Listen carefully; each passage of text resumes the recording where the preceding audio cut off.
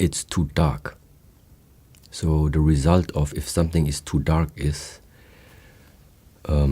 it's very difficult to actually distinguish anything. What are your possibilities in the darkness? Because you don't see any direction, you don't see objects in the darkness.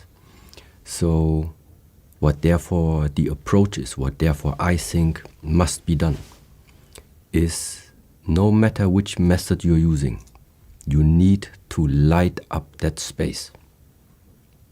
So either you find a way to really light up that space so that in such a way that darkness slowly disappears and you slowly start to see what is in that room, what is in that space.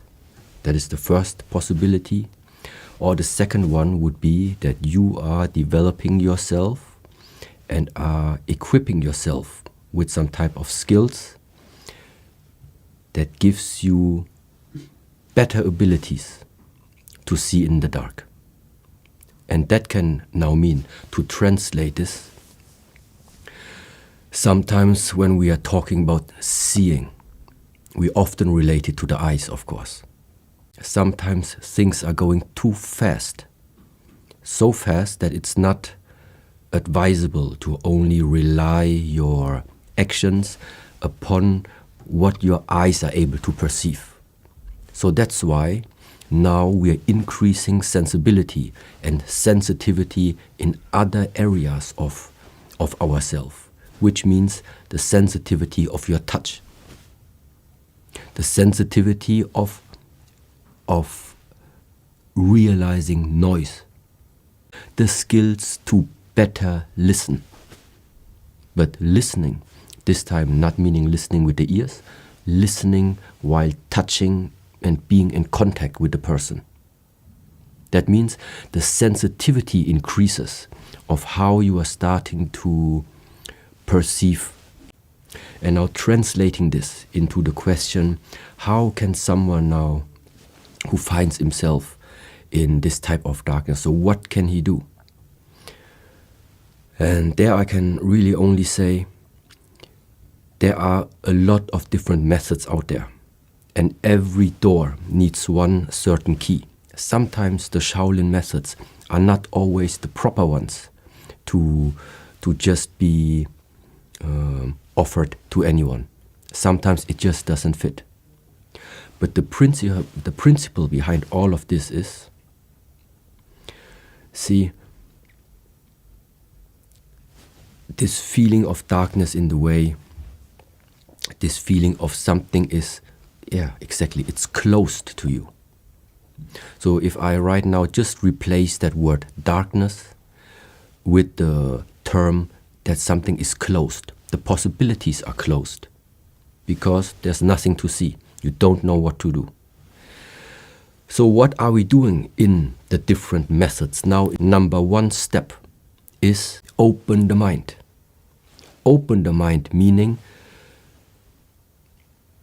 to stop, to realize whenever you are in a way limiting your views, for example, limiting your own perspective.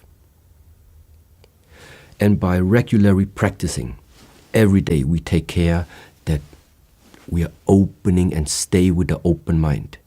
This openness after time is something that we are then starting to incorporate into our being, into our daily life.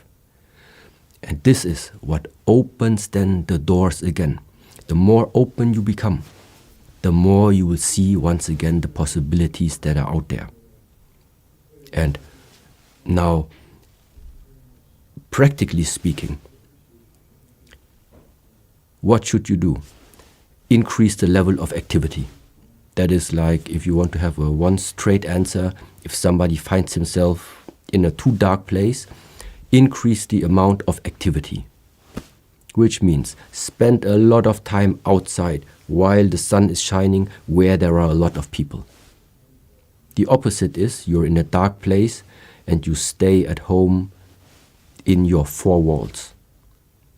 For some time, it's sometimes necessary, but this is not going to be the solution. So that means if you by yourself cannot create that light, then we have to somehow try that the circumstances on the outside help you, support you a little bit along this way. The point is that no human being, or a few, let's say, or very little, it's difficult sometimes if you are surrounded with different environments to always remind yourself back again. What is the state of being to keep on walking? And therefore, if it is not existing in the beginning coming from yourself, that's why we need sometimes external support. And the same goes for the question if somebody finds himself in that place of darkness. Either you find a way that you can find some light in there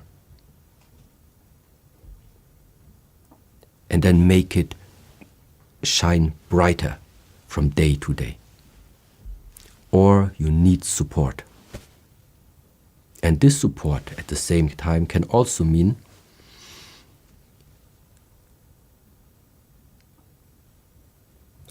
I think it makes sense to say that if you are looking for external support, you need to find the persons that already solved this problem, that already went through that darkness, that already had been in that darkness. Because if somebody has never been there, what are the answers, what are the solutions this person giving you? From which fundament are they coming? On behalf of which basis? So that means sometimes the answers to such questions, they must come from someone who already had experience in that area. Because all other things are sometimes assumptions, book knowledge, which doesn't mean it's wrong, but it still is quite different. If you are talking sometimes to people where you know they went through something, this is not talk. It's talk from their experience.